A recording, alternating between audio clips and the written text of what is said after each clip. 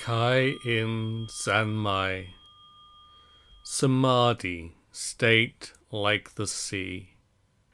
By Eihei Dogen. From Shobogenzo, the treasury of the true Dharma I.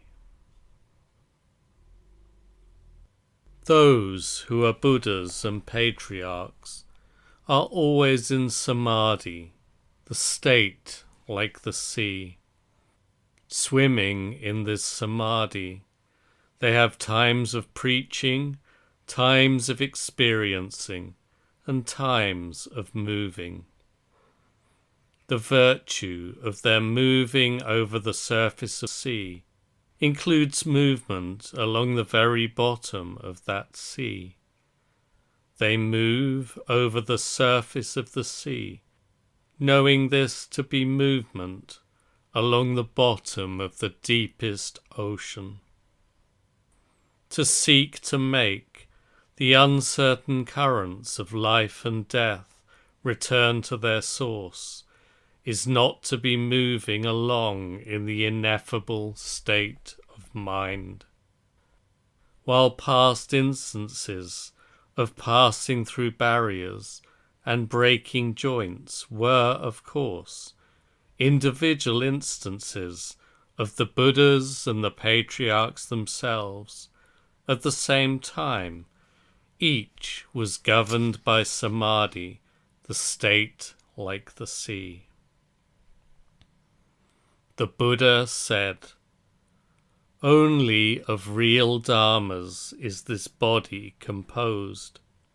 The moment of appearance is just the appearance of dharmas. The moment of disappearance is just the disappearance of dharmas. At the moment when these dharmas appear, we do not speak of the appearance of self. At the moment when these dharmas disappear, we do not speak of the disappearance of self. An instant before, an instant after. Instant does not depend on instant. A dharma before, a dharma after.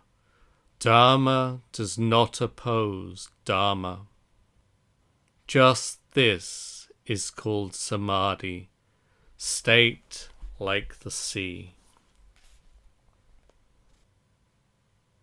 We should painstakingly learn in practice and consider these words of the Buddha. Attaining the truth and entering the state of experience do not always depend upon an abundance of knowledge or upon an abundance of words. Scholars of wide learning and abundant knowledge have gone on to attain the truth under 4 lines. Scholars extensively versed in texts as numerous as the sands of the Ganges have eventually entered the state of experience under a single line or verse. Still less are the present words about seeking inherent enlightenment in the future, or about grasping initiated enlightenment in the middle of experience. In general, though the real manifestation of inherent enlightenment and so on is a virtue of a Buddhist patriarch, the various kinds of enlightenment, such as initiated enlightenment and inherent enlightenment, do not define a Buddhist patriarch. The Buddha said, "Only of real dharmas is this body composed. The moment of appearance is just the appearance of dharmas. The moment of disappearance is just the disappearance of dharmas. At the moment when these dharmas appear, we do not speak of the appearance of self. At the moment when these dharmas disappear, we do not speak of the disappearance of self. An instant before, an instant after, instant does not depend on instant. A dharma before, a dharma after. Dharma does not oppose dharma. Just this is called samadhi, state like the sea. The concrete moment of this sea-like samadhi is just a concrete moment only of real dharmas, and it is expression of the truth of soul reliance on real dharmas. This moment is said to be this composed body, the integrated form which is composed of real dharmas, is this body. We do not see this body as an integrated form. Real dharmas compose it. This composed body has been expressed as the truth, as this body. The moment of appearance is just the appearance of dharmas. This appearance of dharmas never leaves appearance trailing behind. For this reason, appearance is beyond sensing and beyond knowing, and this state is expressed as not speaking of the appearance of self. It is not that while we are not speaking of the appearance of self, other people are perceiving, realizing, thinking and discriminating that these dharmas appear. Just in the moment of the ascendant state of mutual realization, we fall upon convenient opportunities for mutual realization. Appearance is inevitably a concrete moment having arrived, for the moment is appearance. Just what is this appearance? It may be appearance itself. It is appearance which is itself already a moment, and it never fails to disclose the naked skin, flesh, bones, and marrow. Because appearance is appearance which is composed, appearance as this body, an appearance of the self, is only of real dharmas. It is beyond only perception of sound and form. It is the real dharmas which are the appearance of the self, and it is the appearance of the self which is beyond speech. Not speaking does not mean failing to express anything, for being able to express the truth is not the same as being able to speak. The moment of appearance is these real dharmas here and now. It is not of the 12 hours. These real dharmas here and now are the moment of appearance. They are beyond the competitive appearance of the 3 worlds. An ancient Buddha said, "Suddenly fire appears." The independence of this real appearance is expressed as fire appears. An ancient Buddha said, in the moment when appearance and disappearance do not cease, what are we to do? Thus, appearance and disappearance, though they are the appearance of the self itself, and are the disappearance of the self itself, are not ceasing. We should determine the real meaning of these words, not ceasing, by entrusting ourselves totally to that Buddha. This time, in which appearance and disappearance are not ceasing, is cut and continued as the very lifeblood of the Buddhist patriarchs. At the moment when appearance and disappearance are not ceasing, it is who that appears and disappears. The appearance and disappearance of who is people who must be saved through this body, is at once manifesting this body, and is preaching for them the Dharma. It is past mind, being unable to be grasped. It is you having got my marrow, and it is you having got my bones. For it is who that appears and disappears. At the moment when these dharmas disappear, we do not speak of the disappearance of self. The very moment in which we do not speak of the disappearance of self is just the moment when these dharmas disappear. Disappearance is the disappearance of real dharmas. It is disappearance, but at the same time, it must also be real dharmas. Because it is real dharmas, it is not confined to the atoms of the objective world.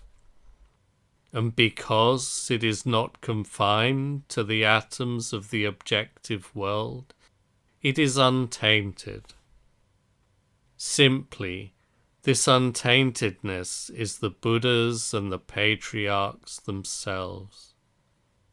They say, "You are also like this, but who could not be you?" It may be that all those who have an instant of mind before and an instant of mind after are you. Buddhas and patriarchs say, "I am also like this, but who could not be I?" Because all those who have an instant of mind before and an instant of mind after are I. This disappearance is adorned with abundant varieties of hands and eyes. That is to say, it is supreme and great nirvana, which is called death, which is insisted to be extinction, and which is seen as an abode. Such limitlessly abundant hands and eyes are all virtues of disappearance. Not speaking in the moment when disappearance is the self, and not speaking in the moment when appearance is the self, while sharing the common liveliness of not speaking, may be beyond the not speaking of common deadness. Not speaking is already the disappearance of the Dharma before, and the disappearance of the Dharma after. It is the instant before of Dharma, and the instant after of Dharma. It is dharmas before and after working for the Dharma. And it is instants before and after working for the Dharma. Not to be dependent is to work for the Dharma. Not to be opposed is to work for the Dharma. To cause dharmas not to be opposed and not to be dependent is to express 80 or 90% of the truth. When disappearance makes the 4 elements and the 5 aggregates into its hands and eyes, there is taking up and there is drawing back.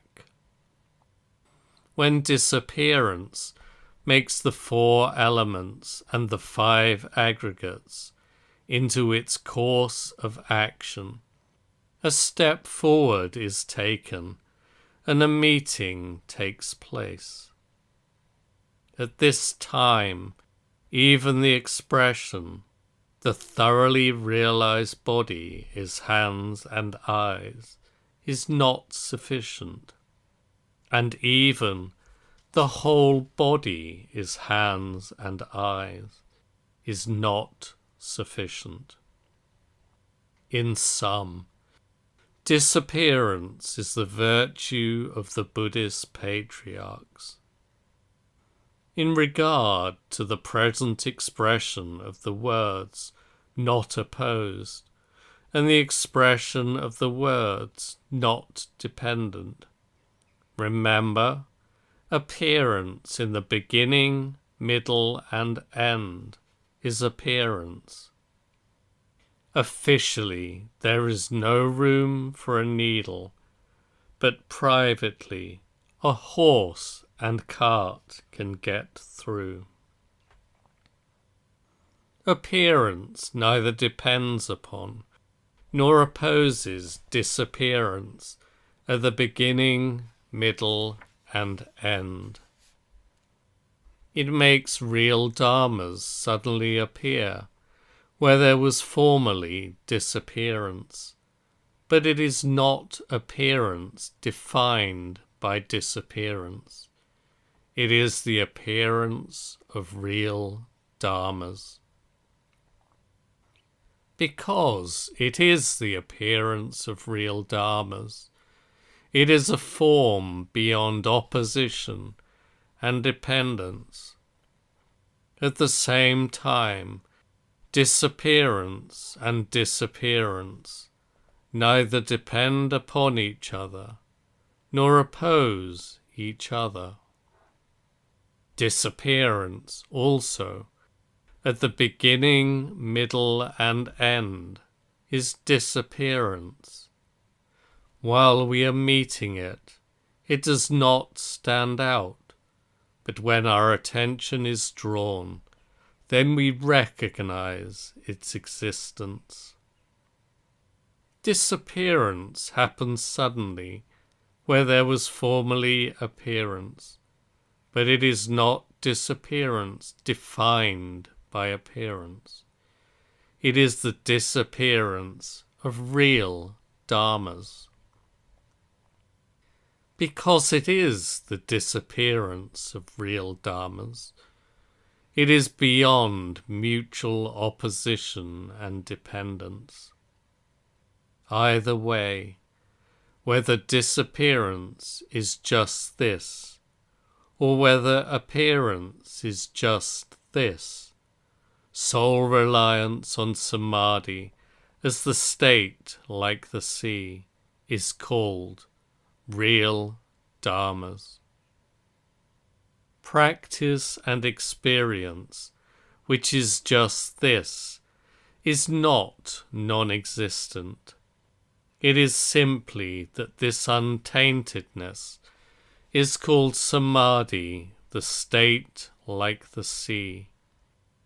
Samadhi is realization. It is the expression of the truth. It is a night in which a hand reaches back and gropes for the pillow. In such reaching back in the night and groping for the pillow, the groping for the pillow is not only a matter of kotis, of myriad kalpas. It is myself, being in the middle of the sea, preaching the sutra of the flower of the wonderful Dharma, solely and eternally.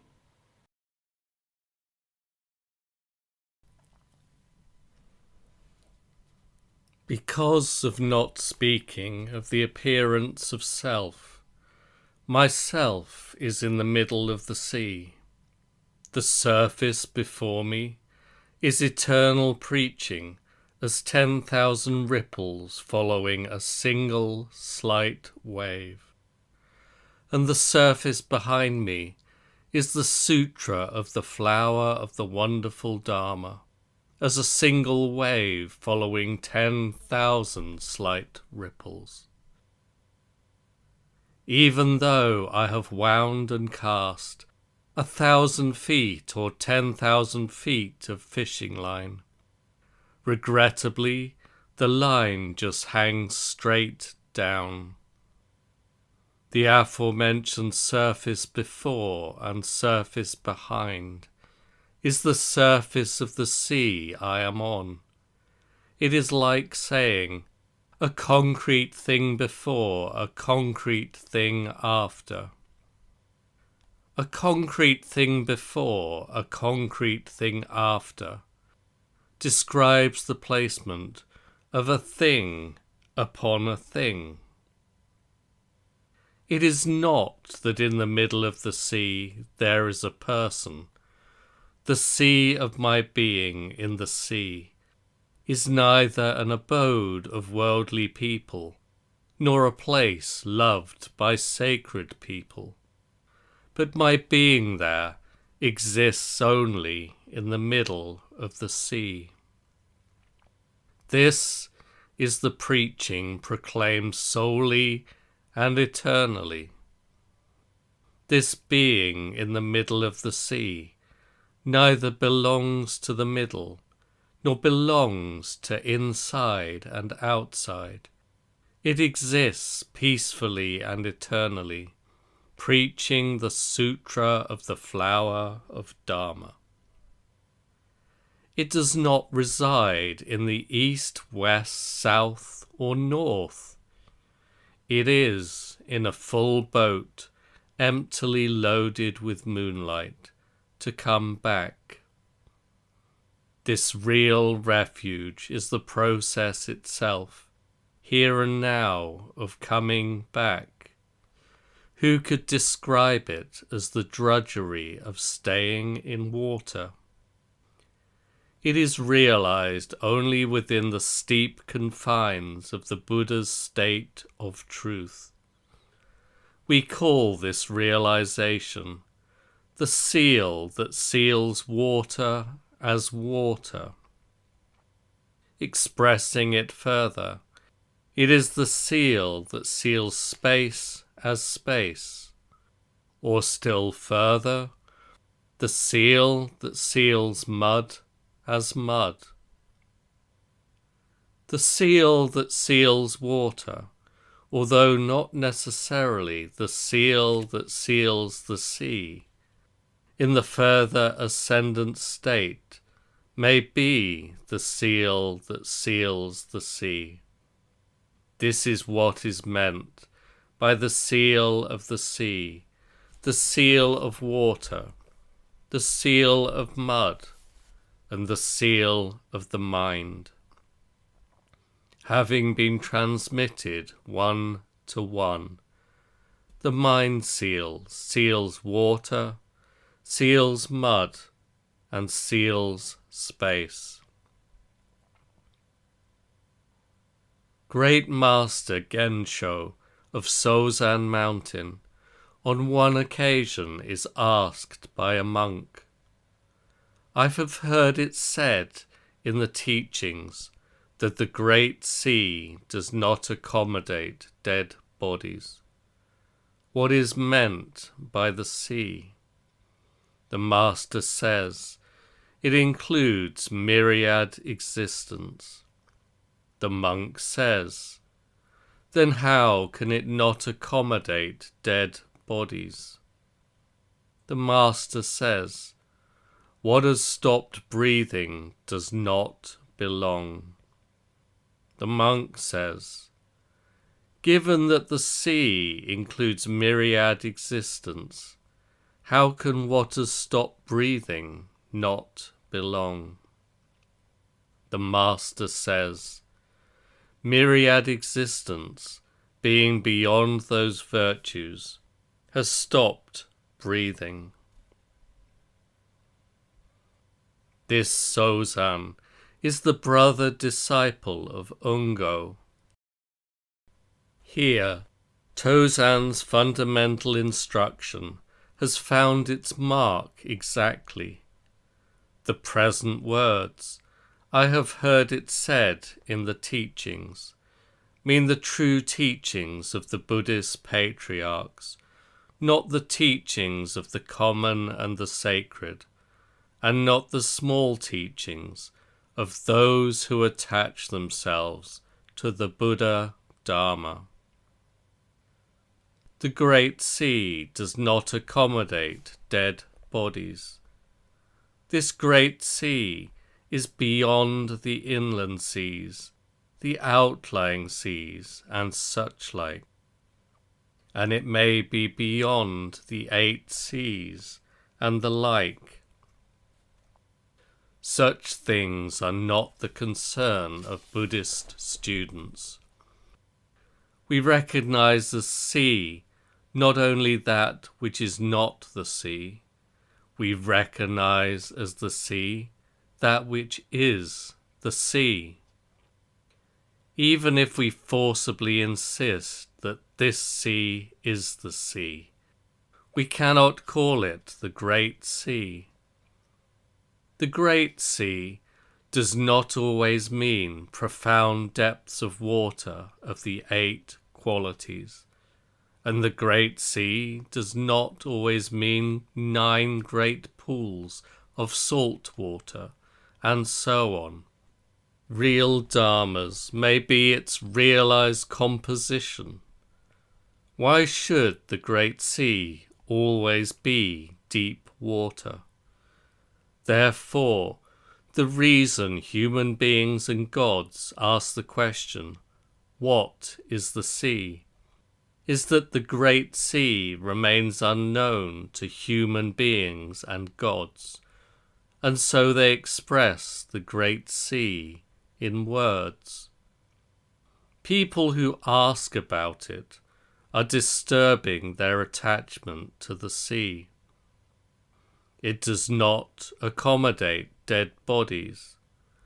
The meaning of not accommodating may be acting with a clear head when a clear head comes, and acting with a dull head when a dull head comes.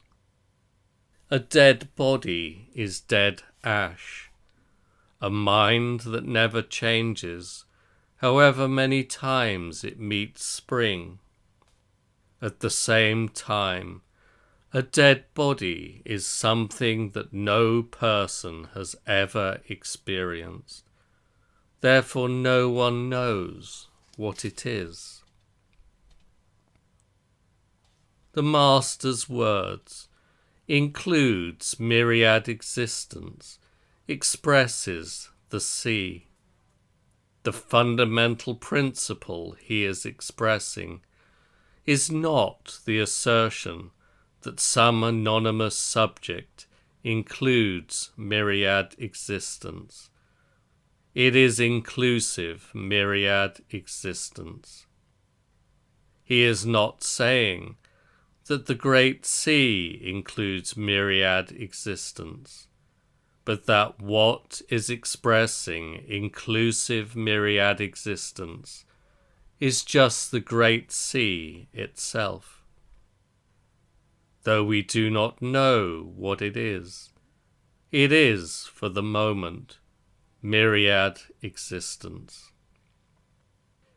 Even to meet the figure of a Buddha or the figure of a patriarch is just a momentary misperception of myriad existence. In the time of inclusion, even mountains are not confined to rising to the top of the highest peak, and even water is not confined to moving along the bottom of the deepest sea. Drawing in may be like this, and letting go may be like this. We speak of the sea of Buddha nature, and we speak of Vairocana's sea. These are just myriad existence. Although the surface of the sea is invisible, those who are swimming along do not doubt it. For example, in expressing himself as a bamboo thicket, Tafuku says, the odd 1 or 2 stalks are awry, and 3 or 4 stalks are askew. His is the path of action that realizes myriad existence as a confusion of mistakes. Even so, why does he not say 1,000 crooked ones, 10,000 crooked ones? Why does he not say 1,000 thickets, 10,000 thickets? We should not forget the truth that is present like this in a thicket of bamboo. Even Sozan's expression, it includes myriad existence, is just myriad existence itself. The monk says, how can what has stopped breathing not belong? Though this might mistakenly be seen in the form of a doubt, it is just the working of the ineffable mind. When Master Rinzai says, I have long had my doubts about this fellow, it is simply that he is meeting really with the fellow in I have long had my doubts about this fellow. At the place where the ineffable exists, how can what has stopped breathing not belong? And how can the great sea not accommodate dead bodies? At this concrete place, this already is inclusive myriad existence. How can what has stopped breathing not belong? Remember, inclusion is beyond belonging. Inclusion is not accommodating. Even if myriad existence is a dead body, it may be that not accommodating directly goes through 10,000 years, and that not belonging is this old monk placing 1 stone. Sozan says, myriad existence, being beyond those virtues, has stopped breathing. This myriad existence, whether it has stopped breathing or has not stopped breathing, may be not belonging. Even if a dead body is a dead body, if it experiences action in the state of myriad existence, it will include myriad existence. and it may be inclusion itself. In the process before and the process after, described as myriad existence, there are peculiar virtues. But this is not the state of having stopped breathing. It is what is usually described as the blind leading the blind.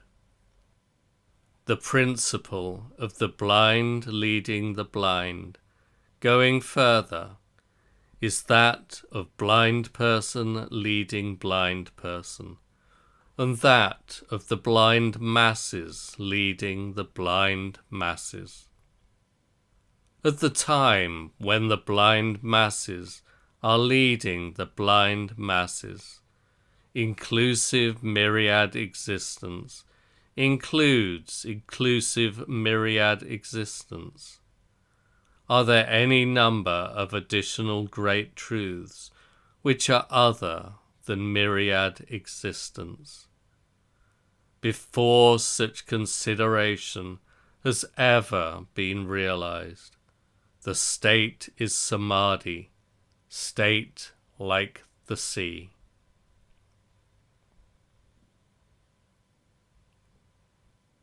Written at Kanon Dori Kosho Horinji Temple on the 20th day of the first month of summer in the 3rd year of Ninji.